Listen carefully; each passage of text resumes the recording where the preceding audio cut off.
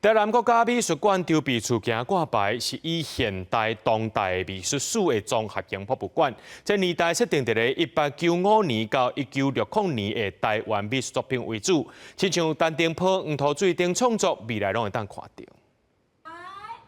文化部甲各界来宾甲红幕敲开，向台南市美术馆二馆成做国家级美术馆筹备处，这来回应学术界甲侪艺术先辈多年来望，佮甲是一间专辑保存展示台湾艺术史的国家级展馆。本届文化部要设点台中，不过因为地方甲民代反对，台南市政府主动出声，免费提供场地。文化部讲这是台湾近现代美术馆元年的重要历史时刻。大概这个年代是一个最纯粹的日本人来台湾之后开始的一个创作，到国民政府来之后，也带了一批艺术家从中国大陆来到台湾。台湾在漫长的历史中有一段最纯粹的创作的空间，最后两边的艺术家相遇。台南国家美术馆未来以1895年到1960年代台湾近现代美术馆来做展览主题，筹备处拍头阵杀头一个展览，福摩萨时代台湾近现代美术的知识启蒙，有8大主题，拢总158个艺术家900件作品，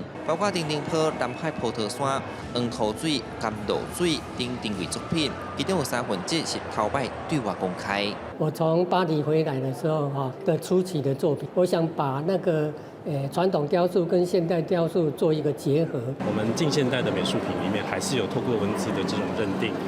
有国宝，有重要古物哦。那我们希望它的一种凝聚来带动我们这个新的第2座的这个国家美术馆的一种高度跟能量。文化部讲，这项设馆的计划是延续2018年所启动的中建台湾艺术史的政策。台南国家美术馆按算在2年内会完成筹备，新成立的南国美，除了会使减轻现有国美馆伫展总甲展览的负担，后续伊嘛甲台南市美术馆合作，提升台湾美术保存的能量甲展示的品质，嘛展现台南正做文化高度的实力。记者从台南采访报道。